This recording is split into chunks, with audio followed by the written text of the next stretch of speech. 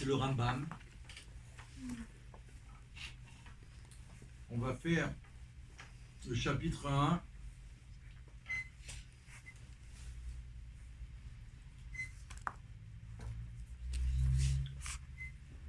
Loi relative au fondement de la Torah. Loi relative au fondement de la Torah. Chapitre 1. On va prendre ce qui est en rapport avec cette loi de Noé, vous, la croyance en Dieu. D'accord ?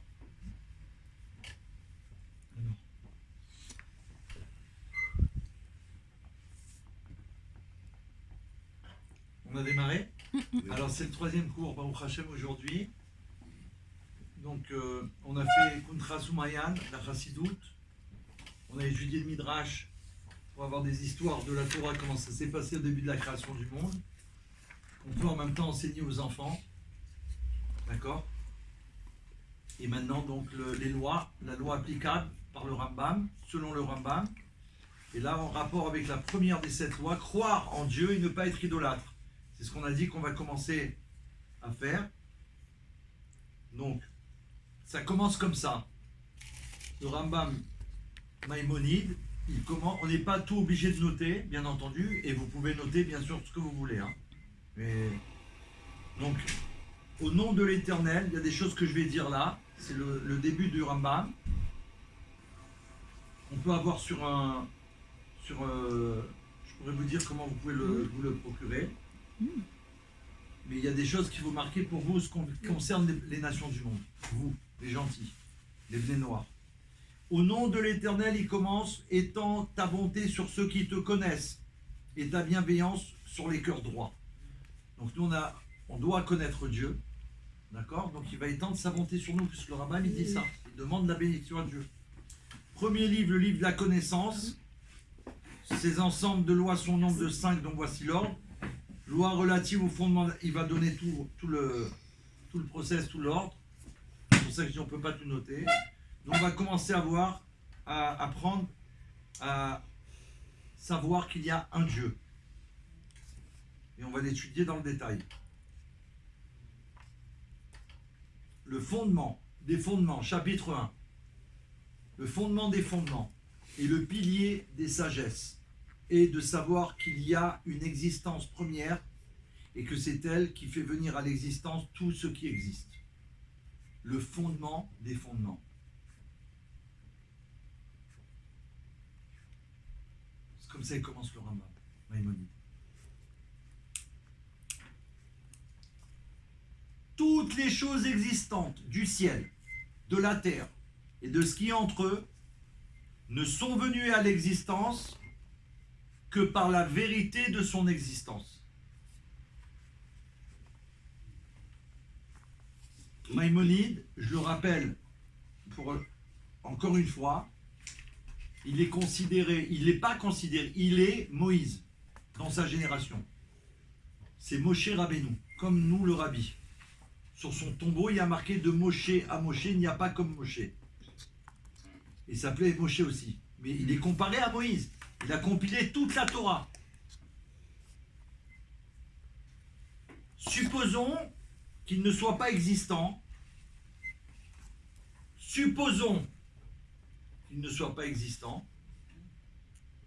Rien d'autre ne pourrait exister. Il nous dit, puisqu'il a dit le fondement auparavant. Rien ne pourrait exister. Rien. Je ne vais pas dire ni nous, ni moi, ni rien. Supposons. S'il y a des questions, on peut y aller, hein, si Hachem me permet de répondre. Donc ça, ce qu'on est en train de dire, c'est à vie, ça. C'est la première chose que je dois avoir dans ma vie, c'est ça, le fondement de tous les fondements. Ça doit être comme ça, là. Il n'y a pas comme ça, il n'y a rien qui va pouvoir me déstabiliser. Le pilier des sagesses est de savoir qu'il y a une existence première et que c'est elle qui fait venir à l'existence tout ce qui existe. Ça, c'est à jamais en moi. Plus rien ne pourra me faire tomber ou trébucher. Donc, maintenant, deuxième supposition. Supposition que tous les êtres en dehors de lui n'existent pas. Ça n'existe pas. Lui seul demeurerait existant. Ça veut dire que C'est pas parce que nous on est là alors qu'il existe. Vous comprenez ce qu'il est en train de nous dire, nous affirmer, pardon? Son existence ne serait pas annihilée par leur non-existence. Car il est nécessaire à tous les êtres. Lui, il est nécessaire à nous, à toute la création, à tous les détails de la création. Mais ni eux, ni aucun d'eux ne lui est nécessaire. Béni soit-il. Voilà qui c'est notre Dieu. Il n'y a qu'à, grâce à ça qu'on peut s'attacher à lui. On veut que lui. Qu'est-ce qu'on veut d'autre? C'est pourquoi la vérité de son existence n'est comparable à celle d'aucun d'entre eux.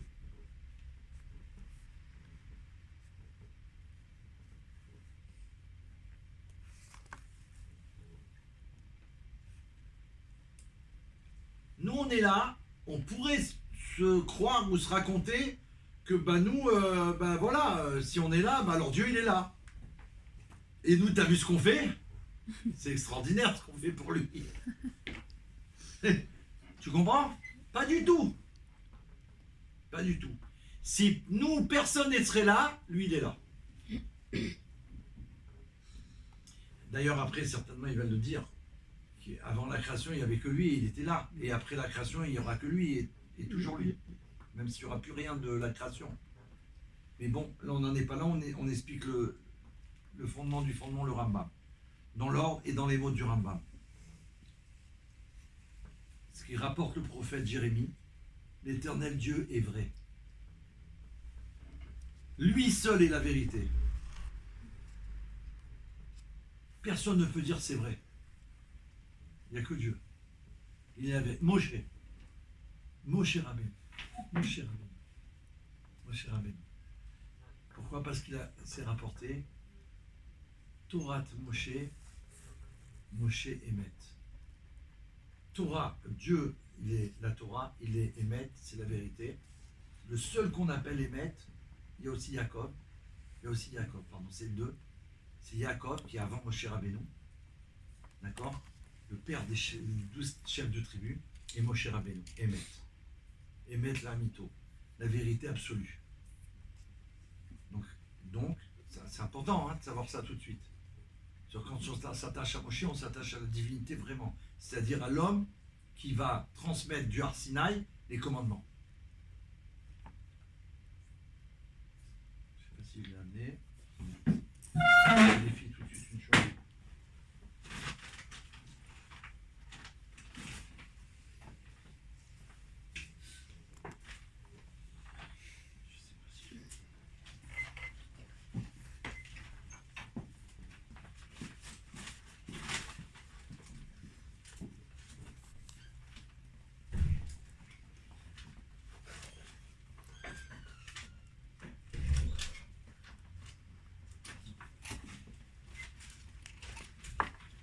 Je l'ai pas.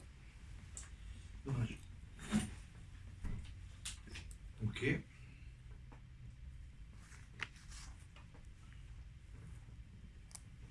Je vous l'avais dit d'ailleurs, c'était une histoire qui était rapportée.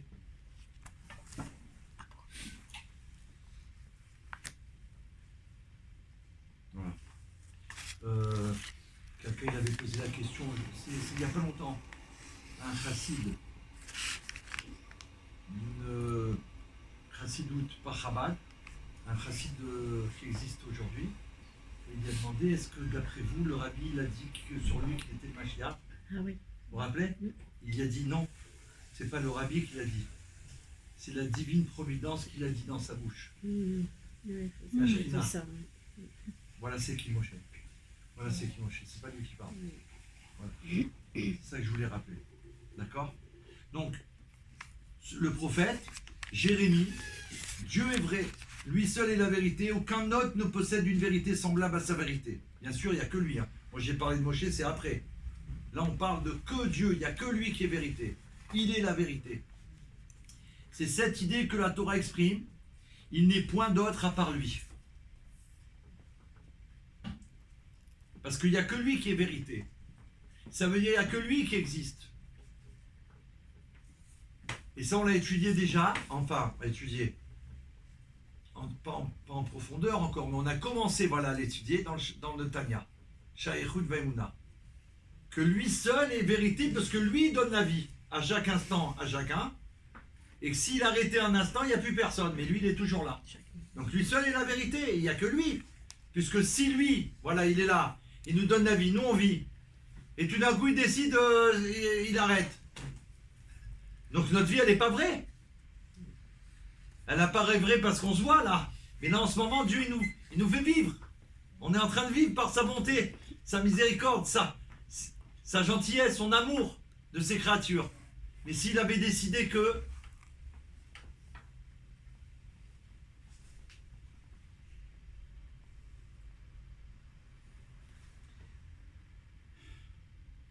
donc il n'est point d'autre à part lui, c'est-à-dire il n'est pas d'autre existence vraie à part lui comme lui. Voilà, c'est ça que ça veut dire. Ça veut dire qu'il n'est pas d'autre existence vraie. Il n'y a que lui qui est vrai, qui est vérité, à part lui et comme lui. Il n'y a pas, ça n'existe pas. Donc c'est même pas la peine de chercher ou d'envisager d'aller chercher ailleurs. Non seulement c'est une perte de temps, c'est sûr qu'on va rentrer dans un mur, c'est ce que le monde il a fait, pour amener, regarder ce qui se passe dans le monde aujourd'hui, que Dieu nous en préserve. La peur qui s'installe dans le monde, la crainte terrible. Et on a la solution. La bonté, la générosité, faire encore une bonne action de plus, le rabbi demande. Parce que tant qu'on est dans le mouvement d'être et de faire sa volonté, d'accord, on est en train d'accomplir sa volonté. Donc on est, si on peut dire, sous sa protection. On est en train de faire on est sa volonté. Alors, ce qu'on vient d'écrire, ce qu'on vient d'apprendre, ce qu'on vient d'entendre du Rambam, il explique lui-même le Rambam, le fait de savoir cela, ce qu'on vient d'apprendre, ça constitue un commandement positif. C'est pas le fait simplement qu'il faut que je le sache. C'est un commandement que je dois le savoir, que je dois l'apprendre, que je dois l'étudier. Connaître Dieu.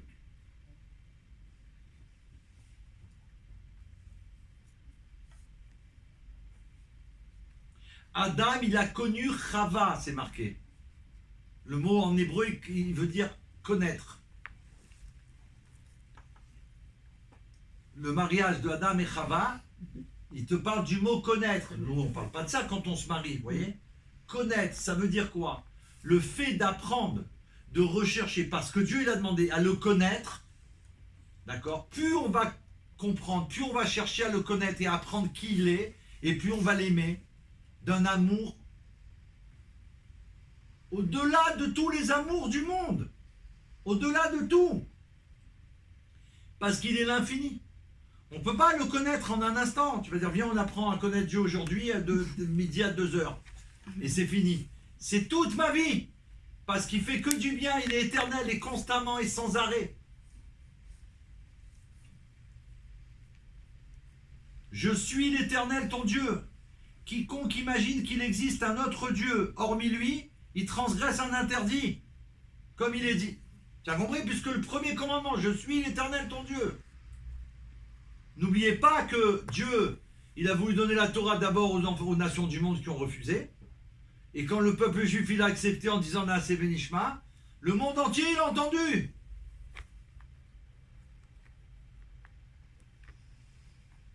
Donc si j'imagine, là on parle d'imagination, qu'il existe autre chose, un autre Dieu, je dis pas autre chose, pardon, un autre Dieu, hormis lui, il transgresse un interdit.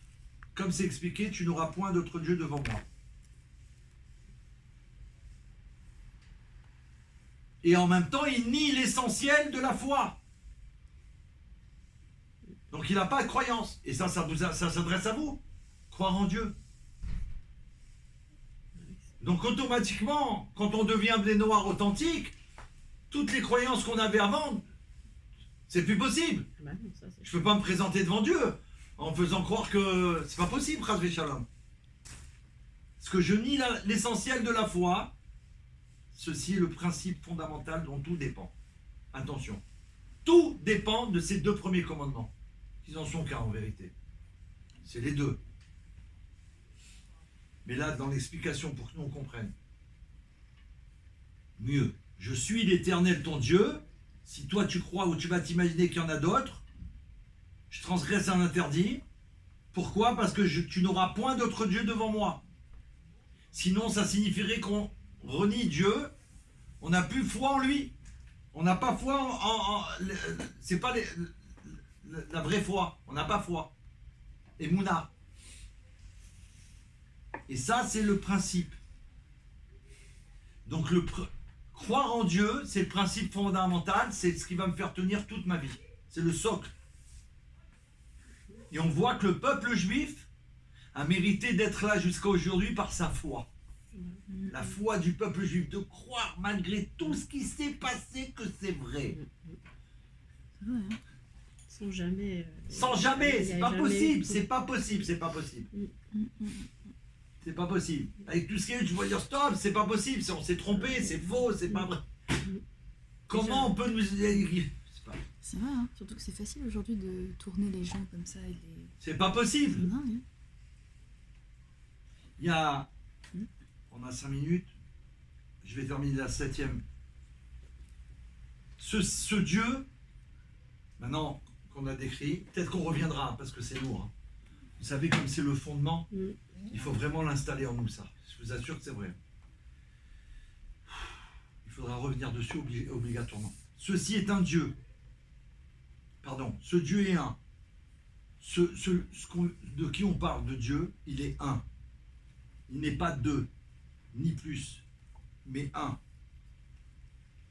Ça, ce qu'on va apprendre maintenant, c'est ce qui est développé dans le Tanya Kadisha, dans le Tanya qu'on étudie chez Al-Khut Baïmouna.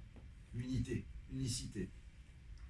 C'est ce qu'on apprend, parce que ça comment tu veux ça l'intégrer en toi, il faut l'apprendre. Le Tanya, il nous l'apprend. Il nous donne le moyen de pouvoir arriver à réaliser que oui, Dieu, il est un. Dans le sens qu'il n'est pas deux, et qu'il est d'une unité à laquelle aucune des unités qui existent dans le monde ne peut être comparée. Ça, c'est une phrase clé, mais nous, dans le Tanya, on la décortique, si tu veux. On nous l'apprend, d'accord? Comment arriver à reconnaître que Dieu, il est un, véritablement, comme aucune autre chose dans le monde. C'est-à-dire qu'il n'est pas un comme l'unité de l'espèce qui comprend de nombreuses unités, comme nous par exemple. Il y a plein de... D'accord? C'est pas un dans ce sens-là. Ni un comme l'unité d'un corps qui est subdivisé en différentes parties et en dimensions. Plutôt, c'est une unité qui ne trouve aucun autre exemple d'unité similaire dans le monde. Tu peux comparer à rien dans le monde, parce que dans le monde, rien n'existe comme lui, comme il est, un. S'il y avait de nombreuses déités, elles seraient corporelles, car des entités nombrables, identiques, de par leur existence, ne sont distinctes l'une de l'autre qu'en vertu des accidents inhérents au corps et à la matière. On les verrait différenciés. On pourrait les voilà, dire voilà, il est là, on le voit, faire des comparaisons. Et si le Créateur était corporel et matériel, donc on avait la question avant, par rapport à ce qu'on a développé, il serait fini et limité. Ben oui, même s'il serait le plus grand, ben il est fini, il est limité, on peut le mesurer. Car il est impossible qu'un corps soit infini. Donc il ne peut pas être un corps. Il ne peut pas être dans un corps, il n'est pas un corps. Et tout être dont le corps est fini, est limité, sa force est également finie et limitée. Pas Dieu. Pas Dieu. Sa force est illimitée et elle n'est jamais finie. Or notre Dieu, béni soit son nom, sa force, étant donné que sa force est infinie et ininterrompue, puisque la sphère tourne perpétuellement. Sa force n'est pas une force corporelle. Et dès lors qu'il est incorporel, il n'est pas sujet aux propriétés du corps pour qu'il soit divisé ou séparé d'un autre. Donc aucun rapport avec tout ce qui existe et tout ce que nous on connaît. Ou même ce qu'on ne connaît pas, qui est caché. Aucun rapport. C'est pourquoi il est impossible qu'il soit autrement qu'un. Et le fait d'avoir dit ce qu'on vient de dire encore, maintenant, de développer, il dit que ça, la connaissance de cette doctrine est qu'un commandement positif. Comme il est dit, l'Éternel est notre Dieu, l'Éternel est un. C'est un commandement positif de connaître Dieu, d'apprendre à le reconnaître, de comprendre que tout ce qui existe dans le monde n'a aucun rapport avec lui à jamais. Et il n'y aura jamais de possibilité de rapport. Parce que rien n'existe dans le monde comme lui. Il est. Voilà, on en est au 7. Donc si on peut marquer les lois du Rambam, c'est faire, si vous pouvez marquer Hamada, H-A-M-A-D-A. David, le socle. Les 7 premiers, Pardon. les 7 premiers hôtes, les 7 premiers chapitres. David, le socle, ça veut dire le fondement. De quoi? Socle. Choc, Socle, C'est socle. faire le socle, Socle. C'est faire Am. J'allais Le tout loi à du l'heure, Rambam, Amada. Amada, Socle ou les bon, 7 c'est moi premiers qui chapitres. Non, les socles, Mais ouais, les oui, socles. les socles, ça veut dire C'est le fondement. D'accord. Le fondement, ça veut dire qu'est-ce qui tient tout, qu'est-ce qui tient tout le monde, c'est de savoir ce qu'on vient de dire. Que Dieu il est un, Les socles. un qui tient un socle, ça veut dire un socle, Un socle, un d'accord. socle, c'est ce qui tient, Ok. d'accord? Ce qui tient. C'est ça le fondement. D'accord. Le fondement, la chaise, le socle, c'est quoi? C'est les 4 pieds là, D'accord. qui tiennent. Sinon on peut s'asseoir mais tomber s'il n'y avait pas les 4 pieds. Qu'est-ce qui tient le monde? C'est les bonnes actions, la prière. La croyance en Dieu, bien sûr. La bienfaisance. La prière à Hachem.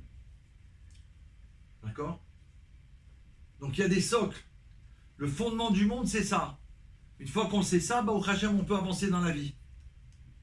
Parce qu'on va plus avoir peur. On va avoir peur, mais pas de ceux qu'il ne faut pas avoir peur. On va avoir du Créateur, mais pas des autres choses.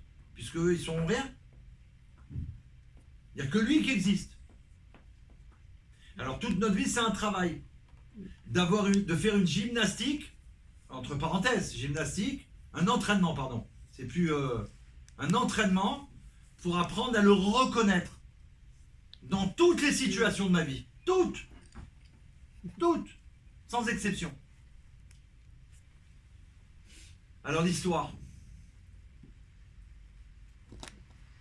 J'ai entendu hier soir. Je vais juste prendre l'anekdote qui me semble par rapport à ce qu'on est en train d'étudier et de vivre. Donc c'est quelqu'un.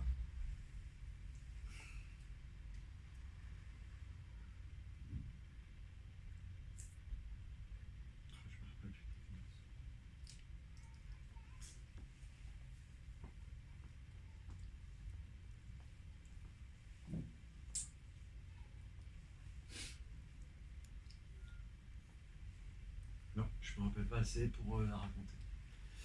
Ok, désolé. On va faire autre chose. C'est trop beau, là je peux pas la gâcher. Je la réviserai Bezrat Hashem pour la transmettre si Dieu veut comme il faut. Parce que là, j'ai pas assez d'éléments, je ne vois pas là. Ok, d'accord. Alors on va faire une noix pour le code Noachide quand même. Parce qu'on a toujours pour avancer. Concrètement, qu'est-ce qu'on doit faire avec toutes les merveilles qu'on a entendues dans la vie de tous les jours? Je vais le mettre en pratique. Mettre en pratique, exactement. Alors, ok.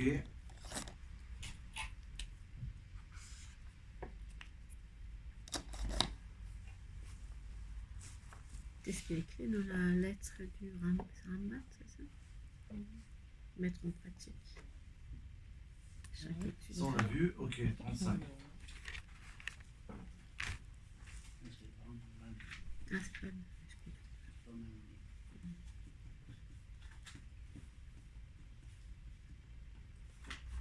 Voilà. Donc dans le code Noachide, la suite de ce qu'on a déjà vu. Alors, premièrement, il faut essayer, le but c'est d'étudier. Quand vous étudiez, quand on étudie comme on le fait, ok, dès le début, il faut dire qu'on étudie la Torah pour elle-même.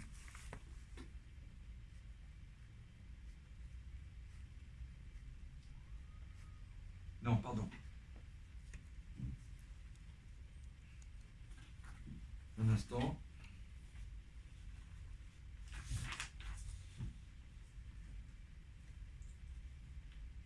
Là, il va expliquer, pardonnez-moi.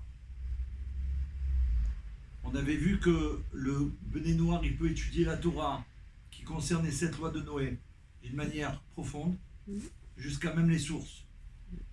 Qu'il n'avait pas le droit d'étudier la Torah qui ne lui concerne pas. Et que si c'était pour savoir, sans rentrer, que ce soit pour lui personnellement qu'il avait le droit, il pouvait. Et là, il dit, pour résumer, on peut conclure, qu'il existe 3 niveaux d'étude de la Torah pour un Béné Noir.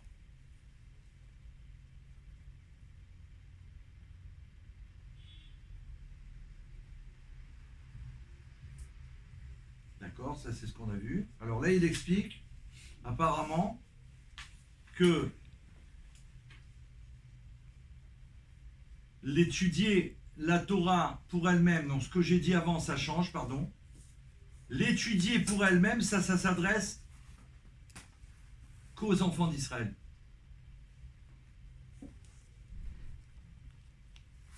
Cette étude, parce que si, d'après ce qu'on a vu avant, si vous étudiez la Torah que pour elle-même, comme le juif il doit le faire, ça voudrait dire que vous pourriez étudier toute la Torah, l'étudier pour elle-même, même si vous ne comprenez pas. Donc comme on a vu avant que ce n'était pas permis, donc pour elle-même, vous n'avez pas le droit. Non, parce que ça, c'est le juif qui doit le faire. Pourquoi? Pourquoi il dit pourquoi? Parce qu'elle est un héritage. La Torah est considérée comme un héritage donné par Hachem uniquement aux enfants d'Israël. Donc c'est comme si tu dis, moi j'ai un héritage que j'ai reçu et toi tu voudrais me le prendre. Et c'est à moi. Torah, Tziva, Lanu, Moshe, Moracha. Moshe nous a transmis la Torah, qui est un héritage pour les enfants d'Israël. Donc tu ne peux pas prendre à quelqu'un qui a un héritage, tu vas chez lui, tu lui prends. C'est pas possible, que Dieu en préserve. L'étude, là il conclut ce qu'on a déjà étudié, l'étude en profondeur des 7 commandements noachides et l'ensemble du code noachide par un enfant de Noé pieux, juste, dans le but d'observer ses obligations, dans la mesure où un Ben Noir est ordonné par Dieu, par Hachem, de respecter le code noachide. Donc ça inclut l'étude de ces préceptes dans la Torah, bien entendu. Là, il le redit, mais ça veut dire que ça fait partie de détails de la loi qu'il nous a dit avant, les semaines d'auparavant. Que oui, tu dois t'approfondir jusqu'à, on avait vu, dans tous les détails de chaque loi. Donc là, c'est ce qui confirme. Et là, il dit que la récompense pour une telle étude est grande. Il y a une récompense. Grande. Cette récompense est spirituelle. Et elle est comparable à celle du respect des commandements noachides. Quand vous respectez les 7 lois, en tant que loi, en tant que commandement, vous avez une récompense. Quand vous étudiez, on ne parle pas de respect là, j'étudie les 7 lois de Noé comme on le fait, vous avez une grande récompense. Il n'y a pas que quand tu accomplis. Parce que là, on n'accomplit pas, on pourrait dire. On est en train d'apprendre. Ben voilà, là il dit qu'on prend une grande récompense. Vous prenez une grande récompense. Et cette récompense est spirituelle et elle est comparable à celle du respect des commandements noachides. C'est comme si tu accomplis un commandement noachide. Tenez encore quelques minutes, on a bientôt fini. Antoinette. Merci. Non, je sais que c'est pour la concentration. Bientôt, on va étudier tous les jours, si Dieu veut. Donc, préparez-vous. Soyez gentils. Bon, pas qu'avec moi. Il y aura d'autres professeurs. Bien évidemment, là, ils vont courir pour vous avoir. Mais aujourd'hui, bon, j'ai tenu la route, Baruch Hashem. Merci Hashem. 3e loi. L'étude de la Torah qui est autorisée au Béné Noir, mais qui n'est pas en rapport avec le respect d'un commandement obligatoire. Ce type d'étude ne possède pas une très grande récompense spirituelle, puisqu'il n'a pas un but en soi, on peut dire. Il ne va pas amener un commandement à faire, par exemple. Cette étude procure plutôt une récompense par le bénéfice qu'elle accorde au Bné Noir. Et elle peut être comparée aux avantages qu'il peut recevoir dans sa pratique des préceptes juifs que les Bné Noir peuvent accomplir. Donc il y a des choses que les juifs y font que vous pouvez accomplir, sous certaines conditions bien sûr. À condition, on l'avait déjà vu, mais à condition que l'objectif de cette étude soit seulement le bénéfice pratique. Pas pour accomplir la mitzvah en tant que telle, et en faire chas v'shalom comme une nouvelle religion que Dieu en préserve, qu'on a vu c'était interdit. Par exemple, si maintenant il dit, donc il y a une récompense aussi, bien qu'elle n'a pas un rapport avec une mitzvah directement, mais il y a quand même un apport qui va être pour vous. Maintenant il explique si un gentil, c'est l'avant-dernière, si un gentil devient un juste des nations du monde, un pieux, chassid, pardon, chassid, d'ailleurs j'ai dit je me suis trompé, juste c'est tzaddik, un pieux, un chassid, comme nous, on est chassidim du Rabbi. Adam il a appelé le premier chassid dans le monde. Chassid ça veut dire un chassid, un juste il est parfait. Un chassid, il sait qu'il a des imperfections. Donc il est tout le temps en essayant de les corriger. Un chassid, il sait sa position. Il ne se méprend pas. Il ne se prend pas pour. Il sait qu'il a plein de défauts. Et Baruch Hashem, grâce à la chassidoute, elle lui transmet comme un miroir ses défauts. Et lui, il travaille pour les corriger sans arrêt. Il essaie de se perfectionner. Pour Hashem, que pour Hashem. Que pour plaire à son Créateur. Et plaire à son Créateur, ça veut dire plaire aussi au monde. On ne doit pas être dans un état de truc parce qu'on a la Torah, alors on va se permettre d'être sale, d'être en haillon, d'être... Non, je ne parle pas si quelqu'un ne peut pas. Il faut qu'on présente bien aussi. On représente Hachem. Alors, si un gentil devient un juste parmi les nations, un chassid parmi les nations du monde, il garde les 7 commandements noachid comme étant une partie de la Torah de Moïse. Donc, il sait d'où c'est qui lui a donné, c'est Moïse, au mont Sinaï. Et parce qu'il en a l'obligation, il sait que c'est une obligation, la terre entière elle doit le faire. S'il est méticuleux dans leur pratique, en accord avec le code noachid, ça veut dire il est méticuleux, il fait attention, donc il est obligé d'étudier, donc il est obligé de rentrer dans les détails, ce qu'on essaye de faire. Alors il va être méticuleux avec si j'ai appris ça, je vais essayer de le mettre en pratique. Et qu'il est engagé dans l'étude des passages de la Torah qui se rapportent aux 7 commandements, donc il étudie surtout dans la Torah ce qui le concerne à travers les 7 lois, 7 commandements. Ce gentil est considéré devant Dieu comme étant aussi honorable que le grand prêtre juif Cohen Gadol, qui servait dans le Saint-Temple. C'est énorme. Attendez, je crois que vous n'avez pas entendu, je vais répéter là. Mais vous imaginez ce que c'est? Moi je ne peux pas être le grand Cohen Gadol, il faut s'appeler Cohen déjà. C'est ce que je disais. Comment c'est possible? À quelqu'un, une dame, une amie juive, qui disait c'est pas juste pour nous, en parlant, c'est pas juste pour vous, vous n'avez pas comme nous des récompenses, ou je sais pas ce qu'elle voulait dire. Mais si, il y a des récompenses. Mais si, justement, je dis, mais je trouve que c'est peut-être le contraire. Ben Je dis, c'est peut-être pour vous que c'est pas juste, parce que nous, on fait rien et on a des récompenses quand même.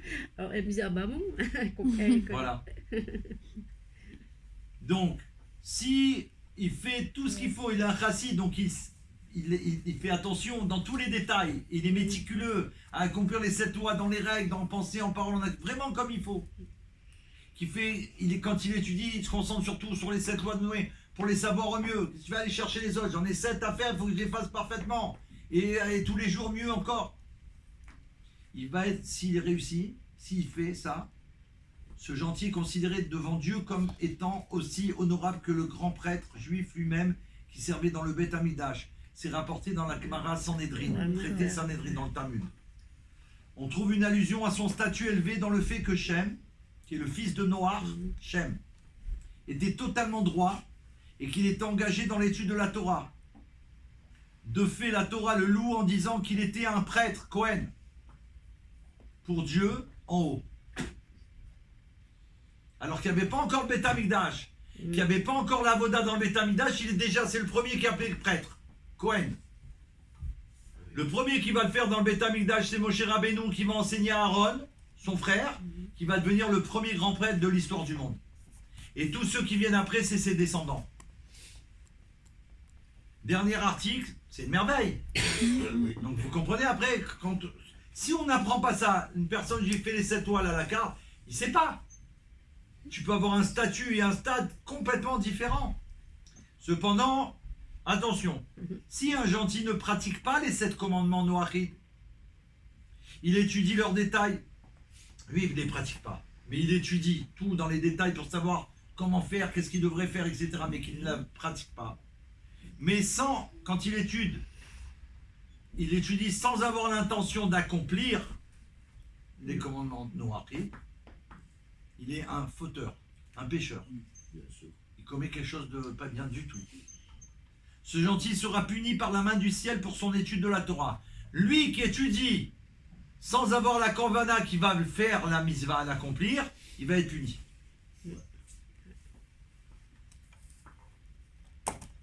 Et s'il sert des idoles ou il suit d'autres chemins hérétiques et qu'il étudie néanmoins la Torah, il y en a qui le font. Oui, bah oui, ils veulent savoir la vérité, mais ils vont là-bas. Ouais, c'est vrai. Oui, ça existe. Tout ce qui est marqué, c'est... Ça existe. Il est passible de la peine capitale par la main du ciel. Lui, ça fait peur. Ça s'appelle karet. C'est irrévocable. Ça vient de Dieu. Je ne peux pas y échapper, que Dieu en préserve. Si tu ne connais pas, voilà, mais après que tu étudies la vérité, que tu connais la vérité et que tu fais ça, oui, ça, c'est sûr. C'est double. Il étudie, il sait que c'est la vérité, il ne pratique pas et il sert d'autres choses. Et si un idolâtre qui est engagé dans l'étude de la Torah, lui aussi il est passible de la peine capitale. Parce qu'il y en a qui veulent savoir, quand même. Et pour attirer les gens. Et ben oui, tous les mensonges, là, ils ont bien sorti des choses de la Torah. C'est ça, les sectes. Même les autres religions, il y a Et ça fait référence à la mort par la main du ciel, que Dieu en préserve. Voilà. Donc, Baruch Hashem, on a vu avant la grande récompense. Tout de suite après, il nous dit ça, c'est pas pour nous faire peur. D'abord, il a commencé par la récompense. On n'est pas là pour faire peur. On te dit, voilà tout ce que tu vas être. Ça n'existe pas dans l'histoire du monde. Et après, on te dit, mais attention, si tu fais le lourd, tu viens étudier pour prendre des forces, tu pratiques pas, tu fais le contraire, non, alors là, c'est très grave. Et tu peux pas y échapper. C'est pas un homme qui va te poursuivre. C'est la main du ciel. Donc, Bezrat Hashem, on a terminé le chapitre 5. On peut le noter. On commencera de nouveau Code Noachid, chapitre 6, page 37. Que Dieu soit béni. Amen. Amen.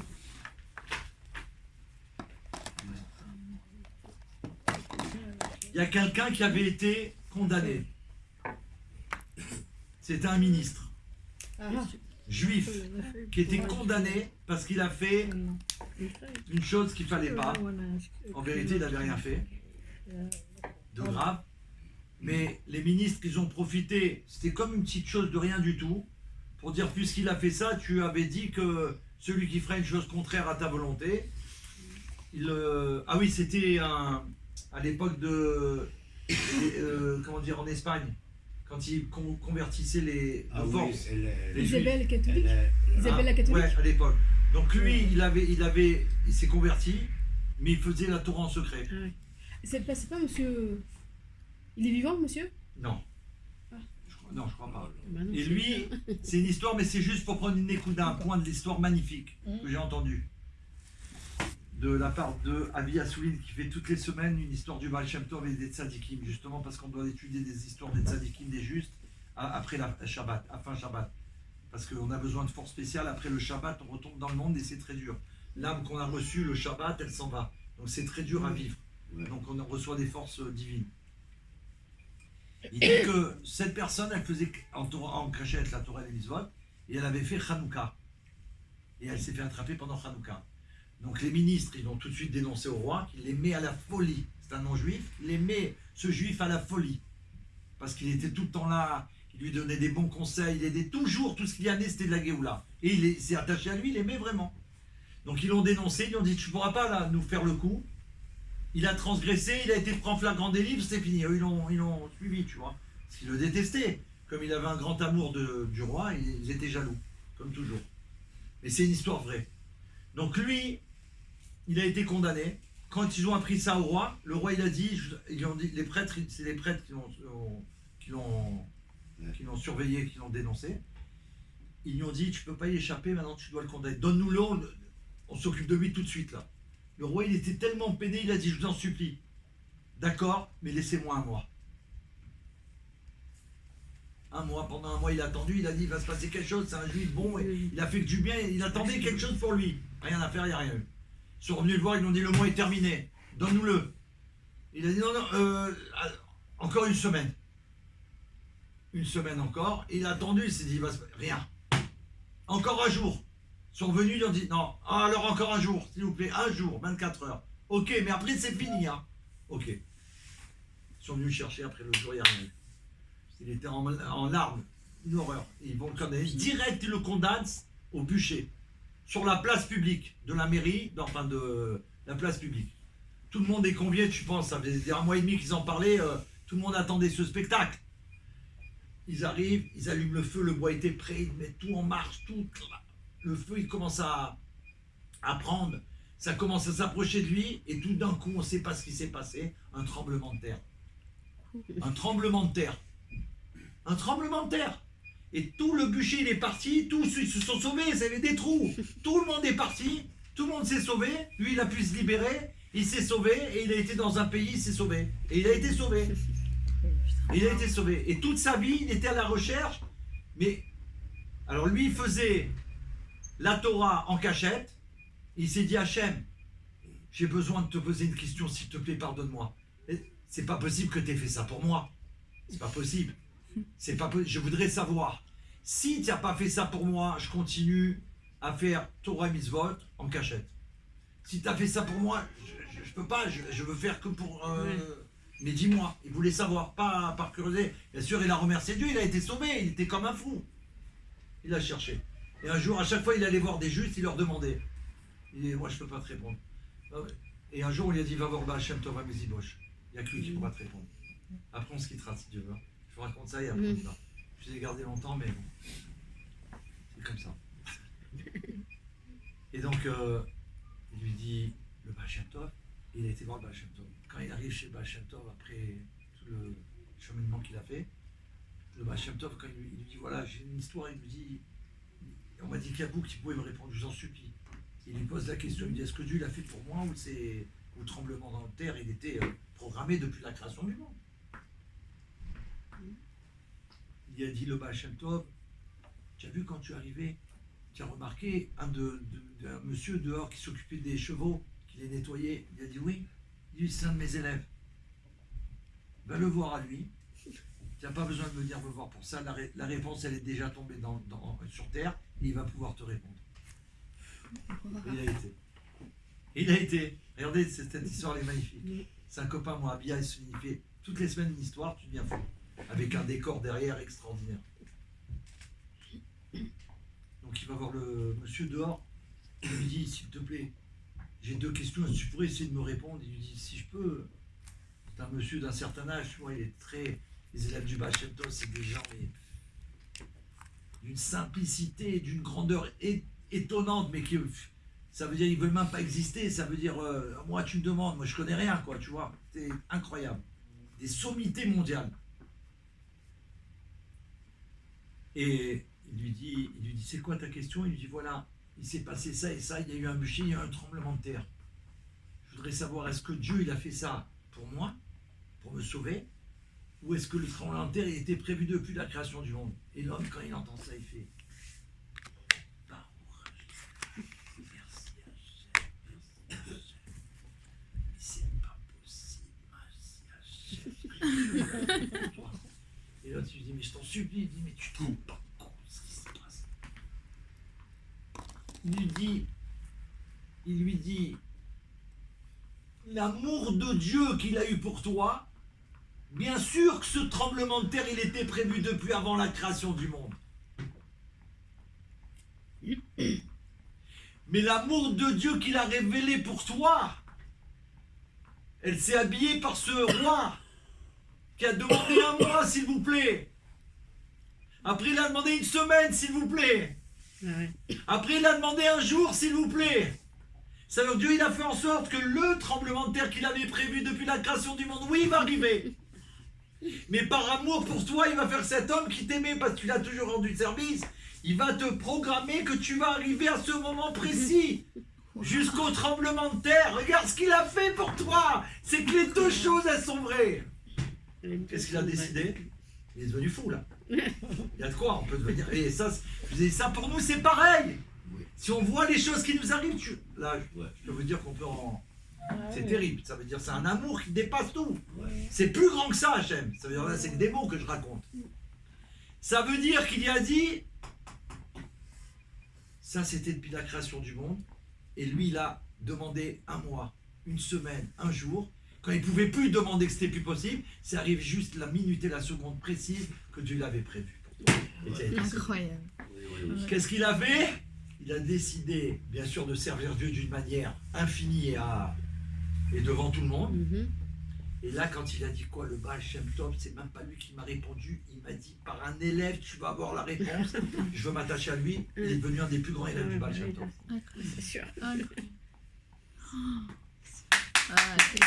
Ah la la la la la la la la la, c'est la Géoula, ya ya ya, la la la la, la la la la, Mashiach est déjà là. Que Dieu il soit béni de nous faire entendre toujours ses merveilles pour accomplir sa voie, sa loi.